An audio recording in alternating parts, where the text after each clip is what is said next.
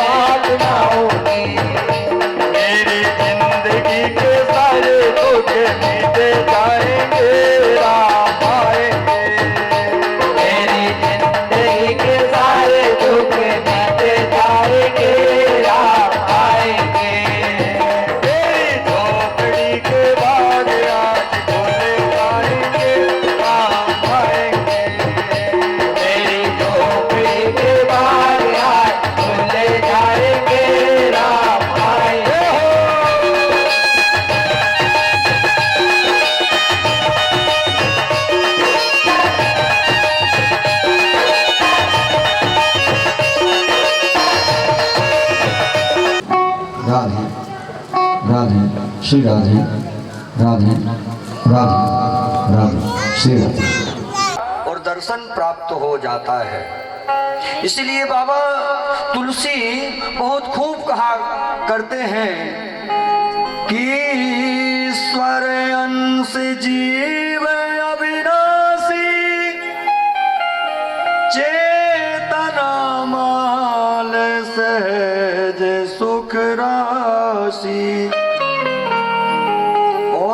किसी कवि ने भी खूब कहा है कि कोई तन दुखी कोई मन दुखी। हाँ, कभी तन से दुख, कभी मन से दुख, कभी धन का दुख। ये व्यक्ति को जो है ना, ये दुख हमेशा सताता ही रहता है। कभी कोई तन दुखी कोई मन दुखी, कोई धन बिन रहते उदास, थोड़े थोड़े में सब दुखी। और सुखी कौन है? सुखी राम का दास। देखो साहब, यदि राम जी की भक्ति करोगे, भगवान कन्हैया की भक्ति करोगे ना, तो सुख जरूर मिलेगा। और सुख वहां मिलेगा जहां उनकी भक्ति करेंगे। यदि राम जी की करेंगे तो राम जी मिल जाएंगे, कन्हैया की भक्ति करेंगे कन्हैया जी मिल जाएंगे। और जैसे ही मिलेंगे, भजन करेंगे, तप करेंगे, जप करेंगे, तो वो सुख की प्राप्ति दे देते हैं। हमको क्या देते हैं? सुख देते हैं, आनंद देते हैं। और जैसे ही आनंद आना प्रारंभ हो जाता है, वो सुख मिलना प्रारंभ हो जाता है। इसीलिए परमात्मा की भक्ति से कभी वंचित न होना। तो आज देवहूति हाथों को जोड़ ली हैं। देवहूति क्या कहती है भगवान? 9 देवियों का 9 कन्याओं का तो हो गया और आ गई हैं। अब हमें इनकी सेवा के लिए एक पुत्र चाहिए। और करदम ने कहा ठीक है, उनके यहाँ चल कर के जो है कौन आ गए? भगवान कपिल भगवान आ गए। बोलो कपिल भगवान की जय। कपिल भगवान साक्षात भगवान नारायण के अवतार कहे जाते हैं। वो कपिल भगवान आए और अब करदम को, देवहूति को चिंता उन कन्याओं की करने की आवश्यकता नहीं है। क्यों? क्योंकि अब कपिल भगवान ही उनका विवाह करा देंगे। और उनका विवाह जो है धीरे धीरे जब बड़े हुए तो कपिल भगवान ने उनका विवाह करा दिया और माता को उपदेश दिया, पिता को भी उपदेश दिया, सांख्य शास्त्र का उपदेश दिया है, सांख्य शास्त्र का। एक दिन माँ आ गई पास में और कहने लगी, पुत्र ये जगत क्या है? ये जगत में सत्य क्या है? तो भगवान कपिल भगवान कहते हैं, माँ ये जगत में और कुछ नहीं है, सब मिथ्या है। जो सत्य है वो केवल परमात्मा है, एकमात्र है। क्योंकि ये मानव जो है, मानव का जन्म तो मिलता है, लेकिन मानव यदि उसे समझ लिया तो अपना आगे का बना लेता है, नहीं तो फिर आगे का भी बिगाड़ लेता है।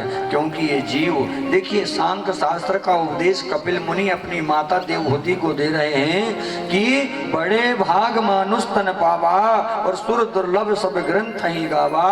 और बड़े बड़े जो हैं ये मानव जो जीव जो है ना, देखिए 84 का जो फंदा है, 84 का जो फेरा है ना, कब मानव तन मिले ये बड़ा मुश्किल है, बड़ा दुर्लभ है। उसी को मिलेगा जो भगवान के नजदीक रहेगा, जिनका मन साफ रहेगा।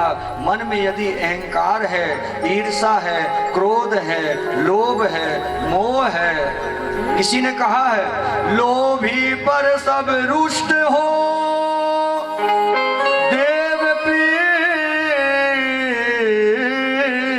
भगवान पाता है यमलोक में वह न कभी सम्मान। इसीलिए न लोभ हो न क्रोध हो, जिसका मन जो है पवित्र होगा, भगवान के लिए जो आगे रहेगा, जिसके कर्म अच्छे रहेंगे, उसका तो जो है उसे वैकुंठ ही प्राप्त होगा। इसीलिए और सबसे बड़ी प्रधानता तो देखिए श्रीमद् भागवत में प्रथम श्लोक, सच्चिदानंद रूपाय विश्वोत्पत्त्यादि हेतवे तापत्र विनाशाय श्री कृष्णाय वयं नमः।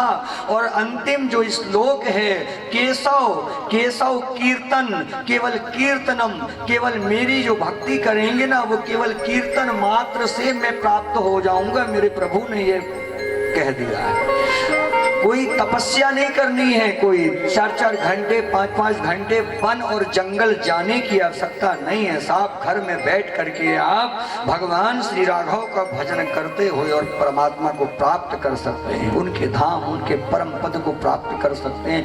आज कपिल भगवान कहते हैं कम अपनी माँ से कि ये जीव जो है पानी के बुलबुले जैसा रहता है। माता के उदर में जब ये प्रकट होता है पानी के बुलबुले जैसा, एक महीने में पानी का बुलबुला दूसरे महीने में जो है उसका जो है विकास होता है, तीसरे महीना में हाथ पैर जो है उस शिशु का वो आ जाते हैं, क्योंकि बंधा रहता है, जकड़ा हुआ रहता है माता के उदर में।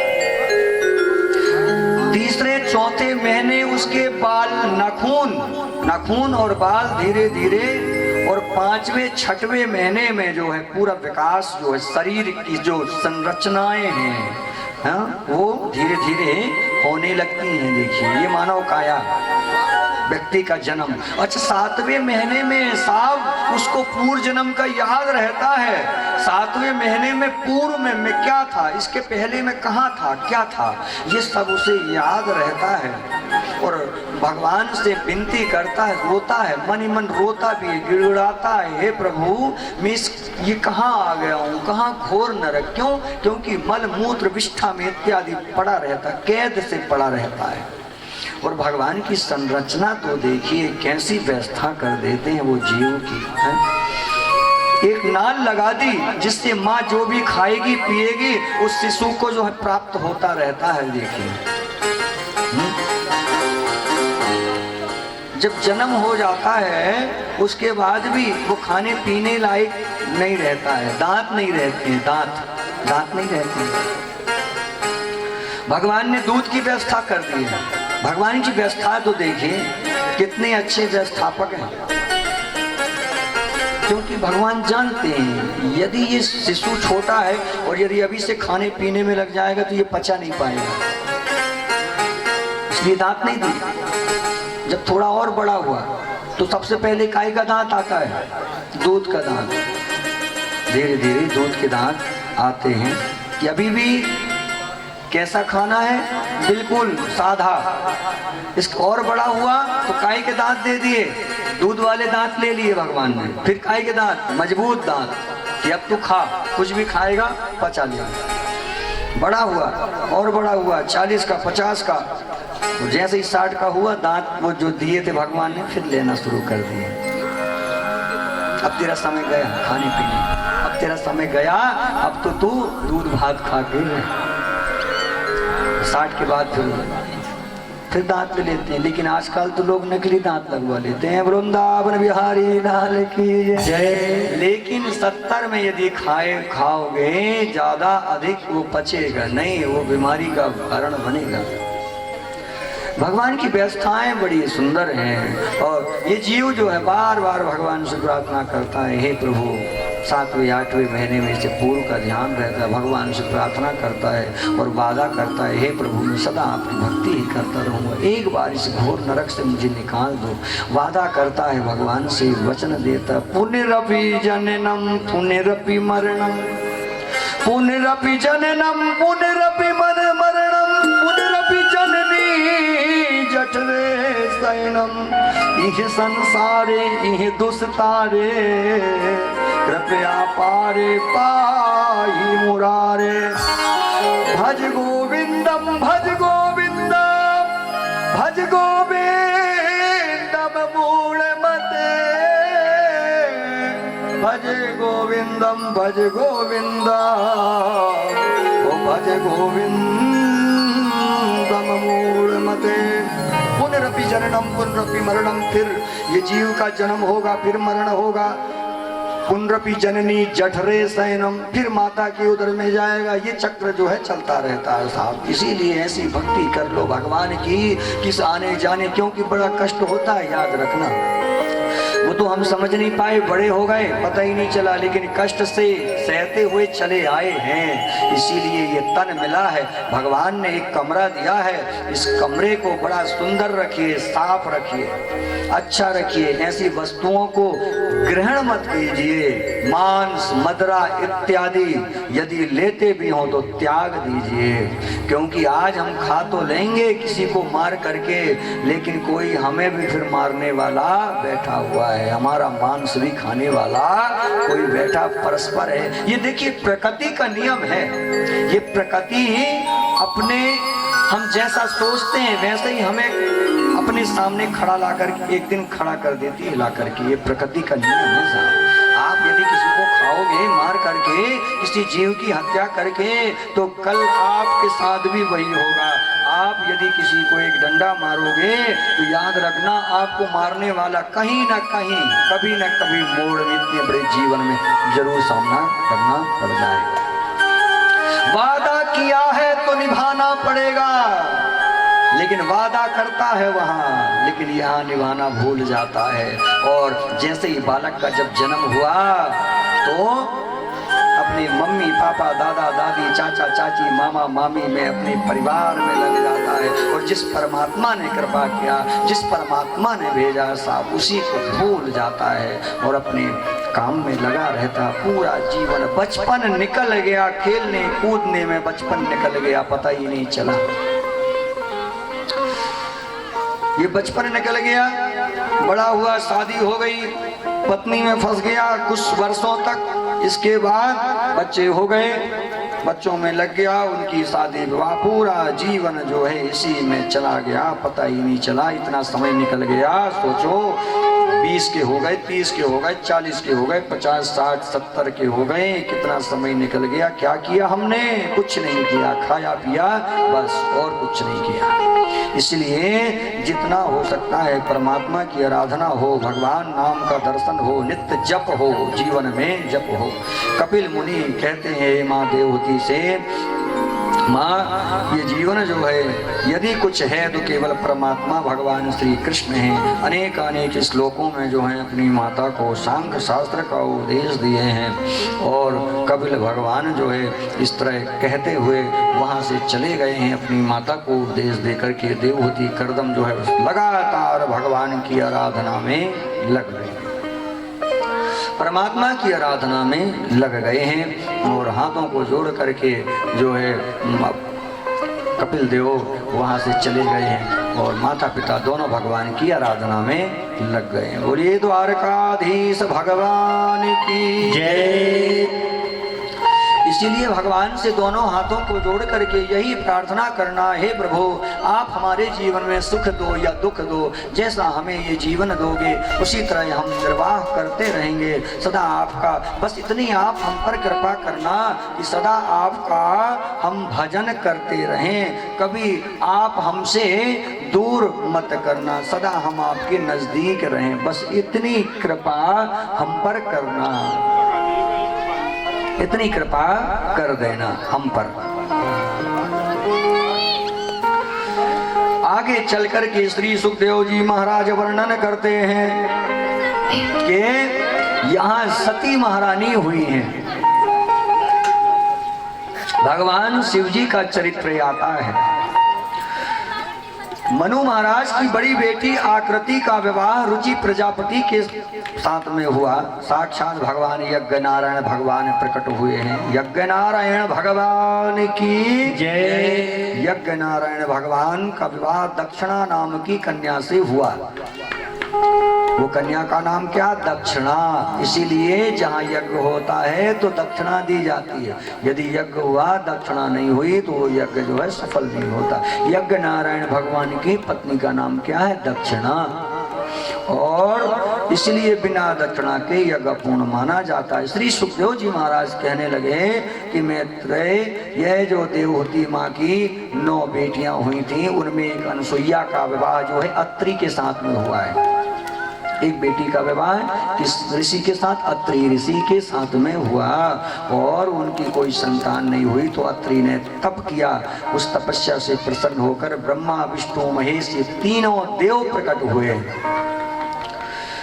और अत्रि मुनि हाथ जोड़कर कहा, भगवान मैंने तो एक को पुकारा था, मेरे सामने तो तीनों उपस्थित हैं, तीनों विराजमान हैं, तीन खड़े नजर आ रहे हैं। भगवान मुस्कुराकर बोले कि हम देखने में ही तीन हैं, पर वस्तुतः हम तीनों जो एक ही समझिए, जिससे फलस्वरूप तीनों ही बेटे बन करके आए हैं। और यही ब्रह्मा जी के अंश से क्या हुए, चंद्रमा आए। चंद्रमा की किसके अंश से हैं, चंद्रदेव, ये ब्रह्मा जी के अंश से आए हुए हैं, जिन्हें हम चंद्र कहते हैं, जो चांद का दर्शन किया करते हैं। और भगवान शिव जी के अंश से कौन आए, दुर्वासा ऋषि आए। और भगवान नारायण के अंश से अनसुईया माँ के घर में साक्षात दत्तात्रेय जी आए हुए हैं। छोटी बेटी का जो विवाह है वो देवी विवाह दक्ष प्रजापति महाराज के साथ में हुआ, दक्ष प्रजापति। और 16 बेटियां हुई उनकी। उन 16 कन्याओं में 13 कन्याएं जो हैं धर्म की पत्नियां हुई हैं। 13 कन्याएं धर्म की पत्नियां। धर्म की मूर्ति नामक पत्नी के गर्भ से भगवान नर नारायण हुए। ये भी बड़े तपस्वी हुए, साक्षात भगवान के अवतार कहे जाते हैं। कौन, नर और नारायण, बड़े तेजस्वी, बड़े तपस्वी हुए हैं नर नारायण। जो कि आप ये इनका युद्ध जो है प्रहलाद जी के साथ में हुआ। प्रहलाद जी बड़े भक्त भगवान के, और नर नारायण का इनके साथ युद्ध भी हुआ है। नर नारायण साक्षात भगवान के अवतार कहे जाते हैं। तो ये आज भी बद्रीनाथ में विराजमान है। कौन, नर और नारायण। बद्रीनाथ में आज भी इनका दिव्य स्वरूप का दर्शन होते हैं। बोलो नर नारायण भगवान की जय। स्वाहा नामक एक बेटी अग्निदेव को विवाही गई, और सौधा नाम बेटी पितरों को ब्याही गई। एक बेटी भगवान शंकर को भी ब्याही गई, भोलेनाथ को। और जिनका नाम क्या है, सती, माँ सती। विवाह हुआ, सती का विवाह हुआ। बड़ा सुंदर समय था। एक बार की बात है, श्री सुखदेव जी महाराज कहने लगे कि सभा लगी हुई थी, बड़ी तेज सभा लगी हुई थी।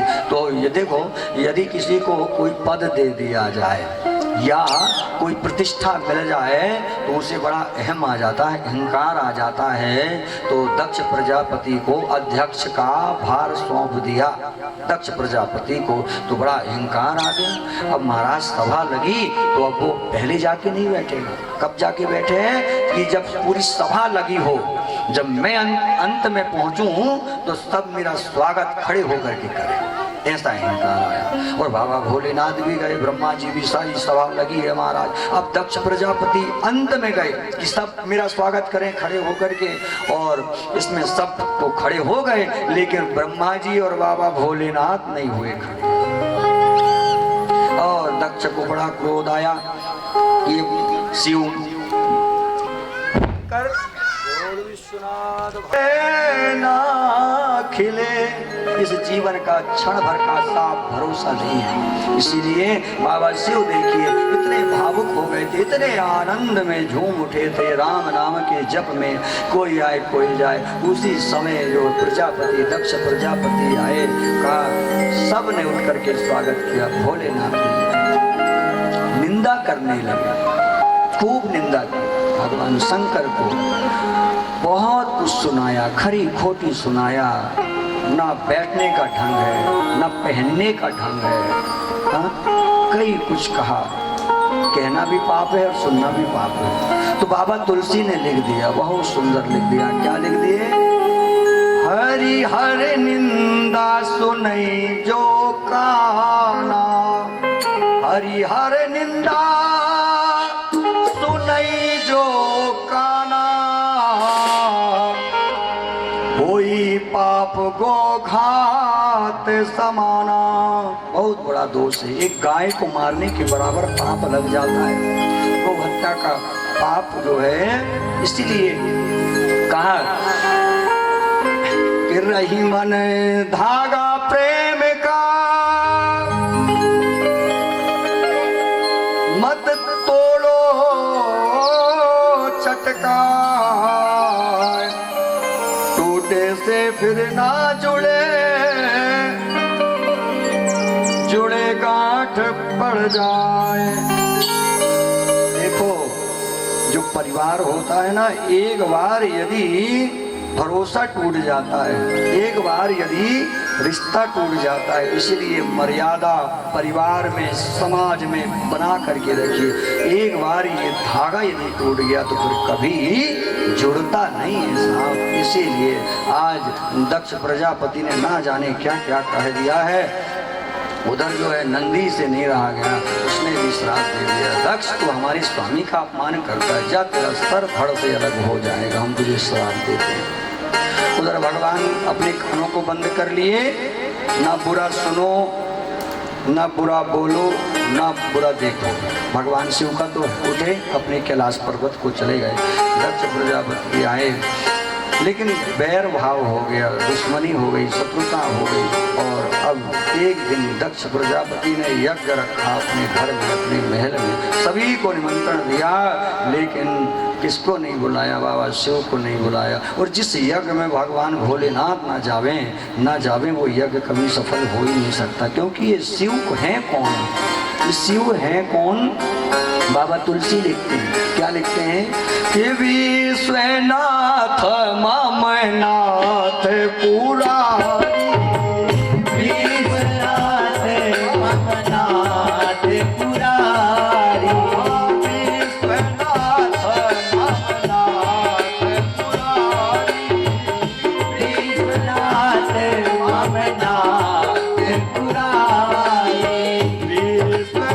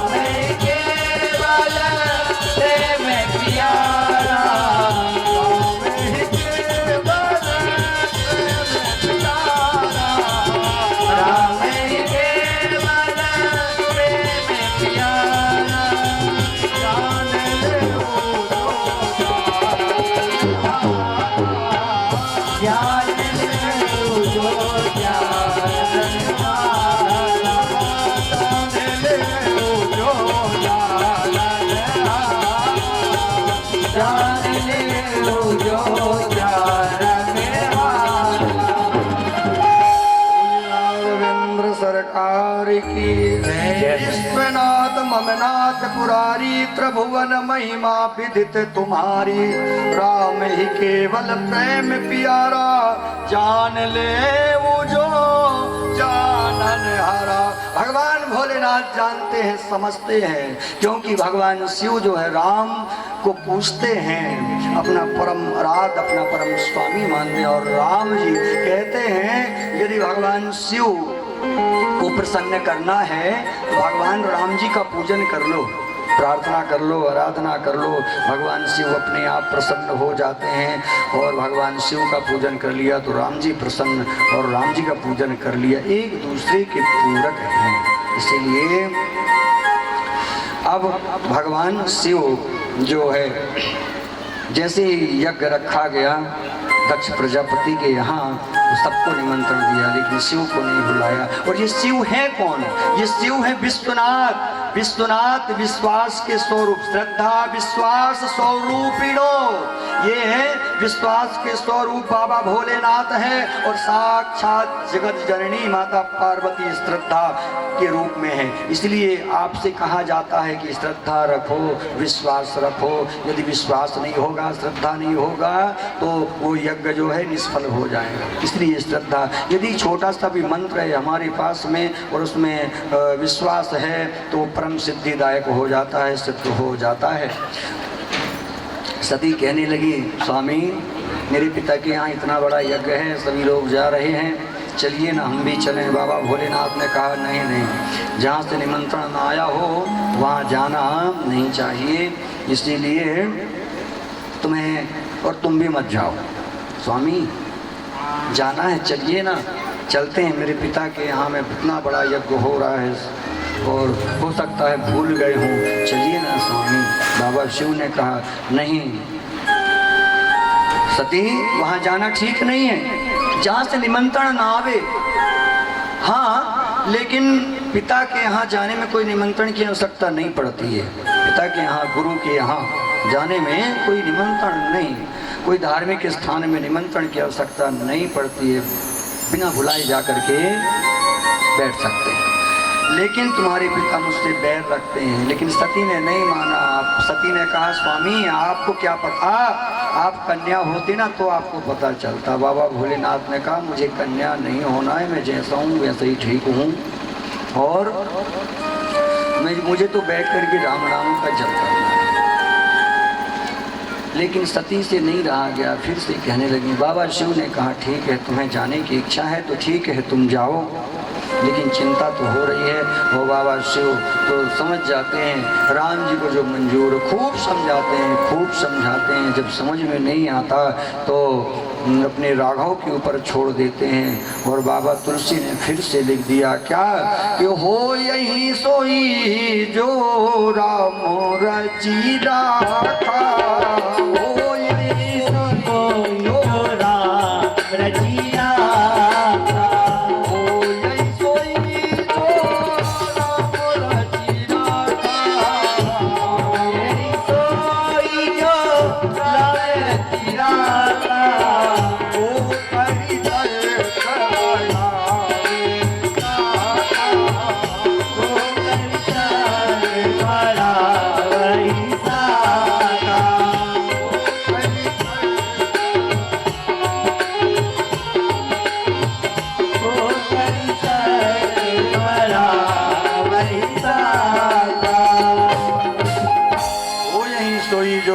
चिराखा को करी तर्क बड़ा वही शाखा, भक्त ने राघव के ऊपर छोड़ दिया बाबा भोलेनाथ ने। और सती मैया गई है और भगवान ने गण को भी भेज दिया है। उधर जैसे ही गई तो क्या देखती हैं सती कि वहाँ पर भगवान शिव का स्थान ही नहीं दिया गया है। पिता की नज़र गई तो पिता तो दूर ही दूर हैं। माता तुरंत आ गई, गले से लगा लिया अपनी बेटी को, कहा पुत्री कैसी है तो। और जैसे ही सती और आगे आई तो पिता ने तो ठीक से बात भी नहीं किया और निंदा करने लगे भगवान शिव को और ना जाने क्या क्या कहने लगे। सती को बहुत बुरा लगा। देखो सभी को आसन दिया गया था, पत्नी देखो सब कुछ सहन कर लेगी, लेकिन यदि अपने पति का यदि कहीं अपमान होता है तो फिर पत्नी सहन नहीं कर सकती। आज सती को बहुत बुरा लगा। क्यों? क्योंकि जहाँ शंकर का आसन होना था ना, वहाँ आसन नहीं दिया गया था। और जिस यज्ञ में बाबा भोलेनाथ ना हो, कोई भी काम करो ना तो सबसे पहले गणेश जी की वंदना करके करना, कभी आपका काम निष्फल हो ही नहीं सकता। साथ में भगवान शिव जी का स्मरण कर लो, पूजन कर लो। आपका कोई भी कार्य तो आपका जो है निष्फल होगा ही नहीं, वो सफलता को प्राप्त करेगा। और सती ने देखा कि वहाँ कोई आसन नहीं दिया गया है तो वो बहुत रुदन करने लगी और बड़ा कष्ट हुआ कि मेरे स्वामी ने ठीक ही कहा था, मुझे इनकार कर रहे थे, मैंने उनकी बात नहीं मानी और निंदा मैंने सुन लिया। अब क्या करूं, इस जीवन को मैं त्याग दूंगी, किस कौन से मुख को लेकर के जाऊं अपने स्वामी के पास में। क्रोध करने लगी और बड़ी क्रोधित हो गई हैं। अपनी जटा को यज्ञ कुंड को जल ही रहा था और सती ने कहा कि सुनहूं सभासद सकल मुनिंदा, जो सुनी कर शंकर कर निंदा। जटा को खोला है और अपने पैर के, अपने चरणों के अंगूठे से एक अग्नि उत्पन्न करके उसी कुंड में महाराज सती जो है भस्म हो गई। रो विश्वनाथ भगवान की जय, आदि शक्ति जगदम्बा मैया की जय। भस्म हो गई, हाहाकार मच गया। गणों ने जाकर के जो है बाबा शिव को बताया। बाबा भोलेनाथ तो बड़े क्रोधित हो गए और तांडव करने लगे। जटाट वीग लज्ज लप्रवाह पावित स्थले गले वलंब लंबितां भुजंग तुंड मालिकां डमट डमट डवन्यनाद वडवरमयं चकार चंड तांडवं तनोतु ना शिवाय शिवम। बाबा भोलेनाथ क्रोधित हो गए, जटा को बिखेर दिया, नृत्य करने लगे। इतने क्रोधित हो गए, सारे देवता भगवान भोलेनाथ की शरण में आए। कहा प्रभु आप अपना क्रोध शांत कर लीजिए। चरणों में गिर पड़े, हे बाबा भोलेनाथ। और बाबा भोलेनाथ जब क्रोध करते हैं, देखो भोले तो इतने हैं साहब कि कोई भी कुछ भी जैसा भी पूजन कर ले, एक लोटा जल भी जैसा भी चढ़ा दे स्वीकार कर लेते हैं, अपने भक्तों के ऊपर कृपा कर लेते हैं। यदि क्रोध आ गया तो फिर किसी से संभलते नहीं है। देवों के देव कहे जाते हैं, देवों के देव वो तो महादेव कहे जाते हैं। बोलो विश्वनाथ भगवान की जय।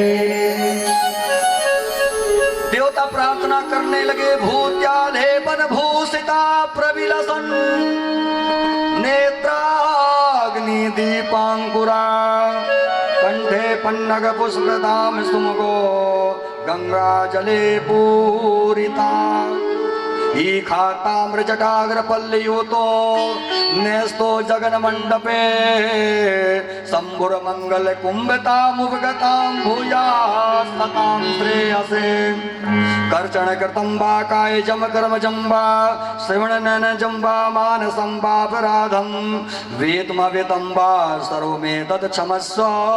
जय जय कर्णाभ श्री महादेव शंभो। जैसे ही देवताओं ने हाथ जोड़ करके प्रार्थना किया, भोलेनाथ की क्रोध शांत हुआ और उसी समय एक वीरभद्र को भगवान ने प्रकट कर दिया। हाथों को जोड़कर वीरभद्र जो है कहा स्वामी आदेश दीजिए। बाबा भोलेनाथ ने कहा जाओ दक्ष प्रजापति का यज्ञ विध्वंस कर दो। वीरभद्र गया और जितने संत महात्मा ऋषि बैठे हुए थे, देवता बैठे हुए थे, वहां सब तहस नहस कर दिया। किसी का हाथ, किसी का पैर, किसी का सर धड़ से अलग कर दिया। सब इधर उधर भागने लगे और दक्ष के पास गया और सर धड़ से अलग कर दिया। हाहाकार। सारे देवता फिर से प्रार्थना किए बाबा भोलेनाथ से, जाकर के कहा आप अपने सेवक को शांत कीजिए भगवान। और बाबा भोलेनाथ आए, उसे शांत किए और दक्ष को काय का सर लगाया गया, बकरे का। बकरा क्या होता है? क्या है बकरा? बकरा होता है कामी। बकरा क्या करता है? मैं करता है। क्या करता है बकरा? बताओ ना। बोलो नर्मदा मैया की जय, भागवत भगवान की। तो हम आप भी तो मैं करते हैं। मैंने ये किया, मैंने घर बनवाया, मैंने बच्चे की शादी किया, मैंने इतना कुछ किया। ये मैं क्या है? मैं तो ब्रह्म है। और ये ब्रह्म यदि मैं है तो ब्रह्म है परमात्मा। ये सब तो परमात्मा ने किया। तो बता तूने फिर क्या किया? तूने तो कुछ भी नहीं किया। बोलो भागवत भगवान की जय। ये मैं से एक बात मुझे याद आई। एक बार की बात है कि एक कोई अपराध हो गया था एक व्यक्ति से, एक भक्त से या एक व्यक्ति से, तो हत्या हो गई थी। अब वो गया कि मैं क्या करूं, कैसे बचूं। तो पूछा तो किसी ने उपाय बताया। वकील के पास में गया, कहा आप मुझे फांसी के तख्ते से बचा लेना। तो कहा मैं बचा तो लूँगा लेकिन आपको अच्छी सी फीस देनी पड़ेगी। तो कहा कितना? तो कहा 500 रुपये में तुम्हें फांसी के तख्ते से बचा दूंगा, लेकिन एक शर्त है। वो शर्त क्या है? मैं जैसा तुमसे कहूँ तुम वैसे ही वहाँ जब अदालत लगेगी तो वैसे ही बोलते रहना बस। और मैं तुमसे कुछ भी पूछूं तो तुम उसका उत्तर मैं देना या जी में उसका उत्तर देना, इसके आगे पीछे और कुछ मत कहना। बोलो नर्मदा मैया की जय। तो वकील ने उसे सब कुछ सिखा दिया कि बस अदालत लगे और तुम्हें जब वहाँ खड़ा किया जाए तो तुम मैं बोलना या जी बोलना, मैं बोलना, मैं बोलना या जी बोलना, इसके आगे पीछे और कुछ ना बोलना। अब अदालत लग गई और पूछने लगा वकील कि बताओ, और जज साहब बैठे हुए हैं सामने, बताओ तुमने कत्ल क्यों किया, क्यों मारा उसे? तो कहता है मैं। अरे बताओ ना क्यों मारा तुमने? कहता है मैं। तो वकील को क्रोध आया, तुम बताओ?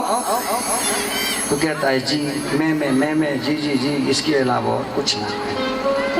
वकील ने कहा जज साहब ये तो पागल है, आगे पीछे कुछ बोल ही नहीं रहा है, मैं बोल रहा है, जी बोल रहा है, इसका क्या काम यहाँ, इसलिए इसे बरी कर दिया जाए। और बरी कर दिया गया। बाहर आया और वकील साहब ने कहा लाओ भैया मैंने तुम्हें फांसी के तख्ते से बचाया, लाओ मेरे पैसे 500 रुपये। कहता है मैं। अरे लाओ ना मेरे पैसे दो ना। कहता है मैं। वकील को क्रोध आया, मैंने ही सिखाया है तुझे। धीरे से कहता है वकील साहब कि आपकी मैं मुझे फांसी के तख्ते से बचा सकती है तो क्या आपके 500 रुपये से नहीं बचा सकती? बोलो नर्मदा मैया की जय। ताली से तो सेवा दे दो और एक बार थोड़ा सा मटक लो आज, तब तो कल का अभ्यास होगा। कल क्योंकि कन्हैया देखो ऐसे जन्म नहीं होता, ये जन्म और भगवान का। अब सोचो हमारे घर में यदि कि कोई पुत्र होता है तो कितना नगाड़ा बैंड बाजा और कितना उत्साह होता है। और लेकिन आज थोड़ा सा भाव से आपको नृत्य जरूर करना है, क्योंकि हमारी झोपड़ी में कौन आने वाले हैं? कन्हैया सरकार आने वाले हैं। तो एक बार जय जयकारा लगाते हुए कन्हैया सरकार और श्री राघव सरकार। और देखो राघव जी तो पहले से विराजमान है, वो बड़े खुश हो रहे होंगे राघव जी। और सबसे बड़े खुश कौन हो रहा है पता है आपको? कौन हो रहा है बताओ? बाबा भोलेनाथ। उनसे बड़ा खुश तो कोई होगा ही नहीं, क्योंकि कृष्ण कथा और राम कथा तो उनको बहुत सुंदर लगती है। तो भाव से मेरे साथ एक बार गाएंगे और झूमेंगे भी। और हमारे जो बाबूजी हैं और भैया जो बैठ करके कथा, देखो आपके लिए जोरदार एक बार ताली से सेवा दे दो। ये परम सौभाग्य का विषय है, इतनी बड़ी कृपा और श्रीमद् भागवत जय। श्री भागवत भगवान की है आरती, पापियों को पाप से है तारती। श्री भागवत भगवान की है आरती, पापियों को पाप से तार दे। पापियों को पाप से है तारती, पापियों को पाप से है तारती,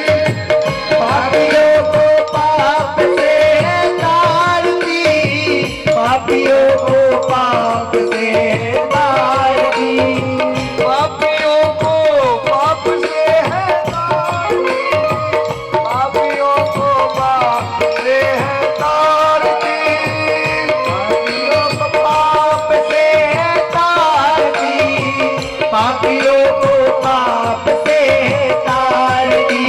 भागवत भगवान की है आरती, पापियों को पाप से है तारती। श्री भागवत भगवान के है आरती, पापियों को पाप से है तारती। ये अमर ग्रंथ ये मुक्ति पंथ ये पंचम वेद निराला, सब ज्योति जगाने वाला। अमर ग्रंथ ये मोती पंथ ये पंचम वेद निराला, सब ज्योति जगाने वाला। हरि नाम यही हरि नाम यही हरि नाम यही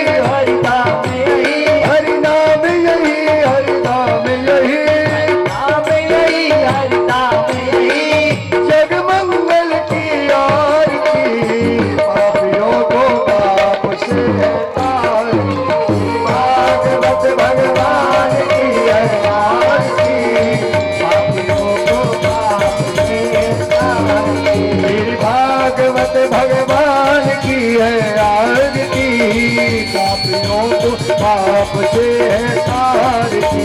भागवत भगवान की है आरती, पापियों को पाप से तारती। ये शांति गीत पावन पुनीत पापों को मिटाने वाला, हरि तरस कराने वाला।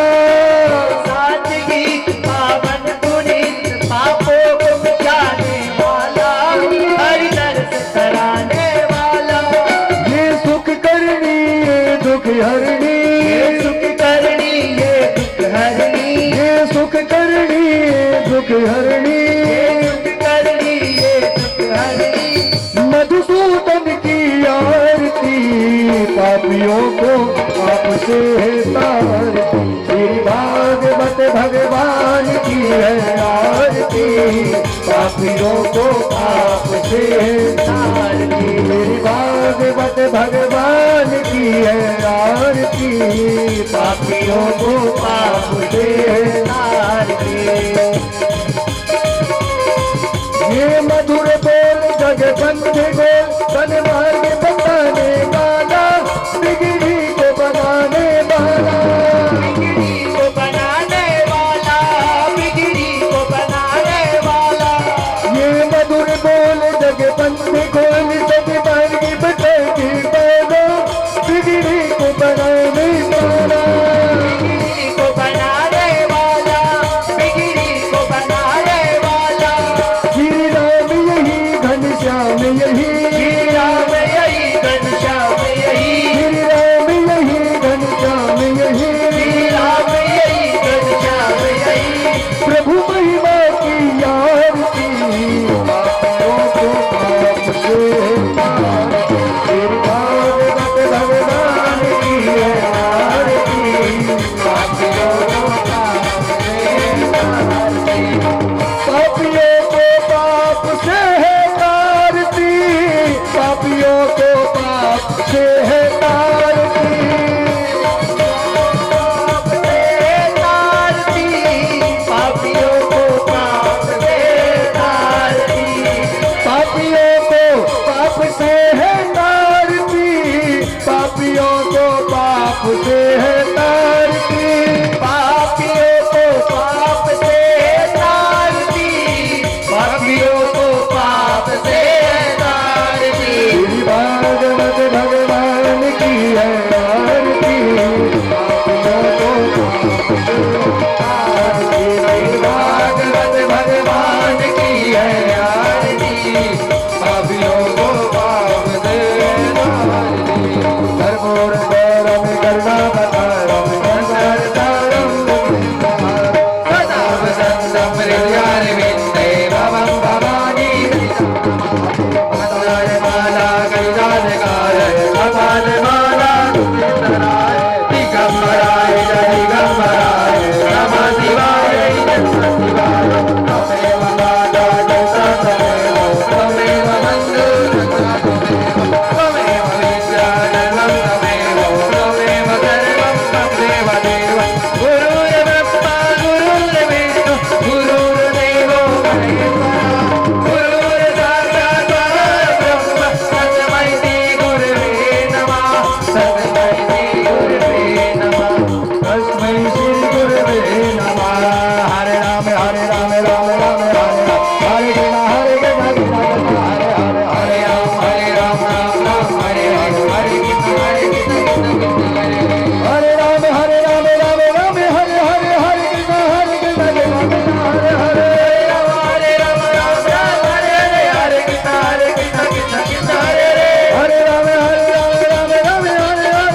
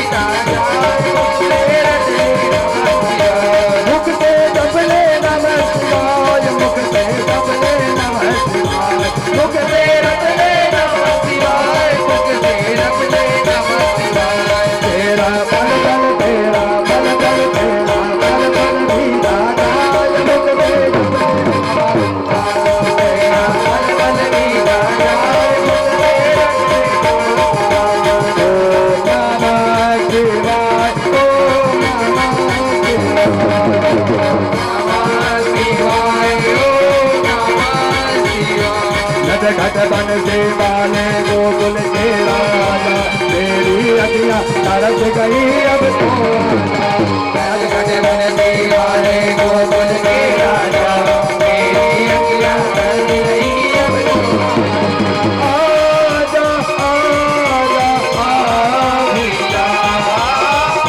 आजा आजा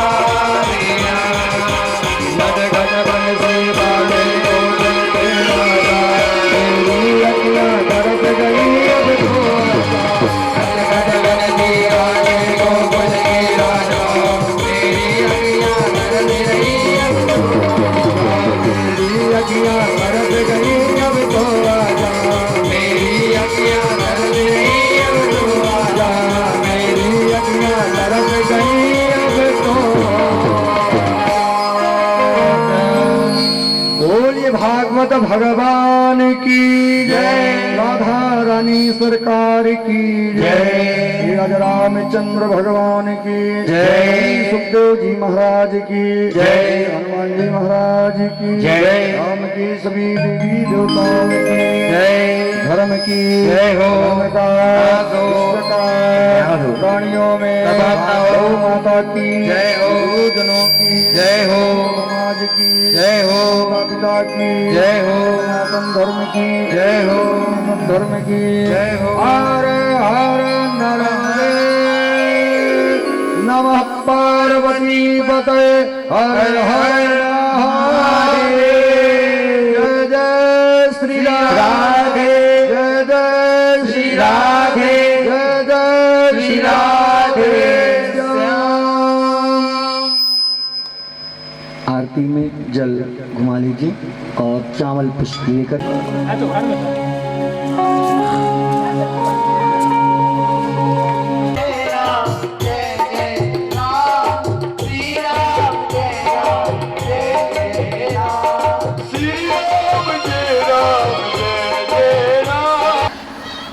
बोलिए भागवत भगवान की जय, विश्वनाथ भगवान की जय। तो अहंकार आया, उधर बाबा शिव तो शांत बैठे हुए हैं, क्योंकि वो शांत बैठे भी रहते हैं ना तो वो शांत बैठते नहीं हैं। और सबको यही करना चाहिए। कभी अकेले बैठे हो ना तो चुपचाप मत बैठो, क्या करो, भगवान राम नाम का जप करो। यही बाबा भोलेनाथ कर रहे थे और कुछ नहीं कर रहे। और देखो इतने ध्यान में मग्न हो गए बाबा, जब राम नाम का जप करते हैं ना तो उनके आँख के सामने अंधेरा छा जाता है। उनको कौन बैठा है, कौन क्या कर रहा है, उसका भान ही नहीं था बाबा भोलेनाथ का और शिव को। और कोई आए कोई जाए कोई मतलब नहीं। श्री राम जय राम, श्री राम जय जय राम, राम नाम का जप कर रहे थे। आइए हम भी प्रेम से भाव से राम नाम का जप कर लें।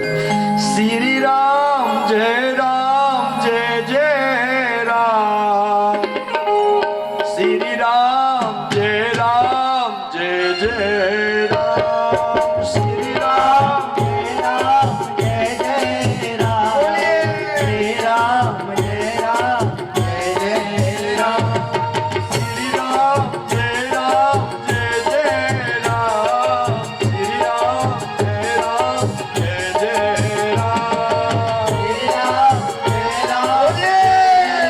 राम, श्री राम जय जय राम।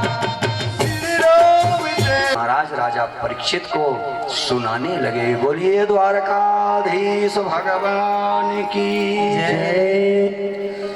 कथा सुनाने लगे हैं और राजा परीक्षित बड़े मन से जो है बैठ गए हैं और भगवान की कथा सुनने के लिए बड़े आनंदित होते हुए श्री सुखदेव जी महाराज तो साक्षात शिव जी के अवतार हैं, शंकर के अवतार कहे जाते हैं। आइए बाबा भोलेनाथ का थोड़ा सा सुमिरन कर लीजिए। भाव से मेरे साथ बोलिएगा, तालियों से सेवा देते हुए। कैलाश के निवासी नमो बार बार हूँ, कैलाश के निवासी नमो बार बार हूँ, आयो शरण तिहारी भोले तार तार हूँ। कैलाश के निवासी नमो बार बार नमो बार बार भोले आयो शरण तिहारी बोले तार तार तू। कैलाश के निवासी नमो बार बार हूँ, नमो बार बार हूँ, आयो शरण तिहारी भोले तार तार हूँ। कैलाश के निवासी नमो बार बार नमो बार बार आयो शरण तिहारी बोले तार तार राम आएंगे आएंगे राम आएंगे झोपड़ी के भाग आज भोले जाएंगे, राम आएंगे। मेरी झोपड़ी के भाग आज भूल जाएंगे राम आएंगे। मेरी झोपड़ी के भाग आज भोले जाएंगे, राम आएंगे।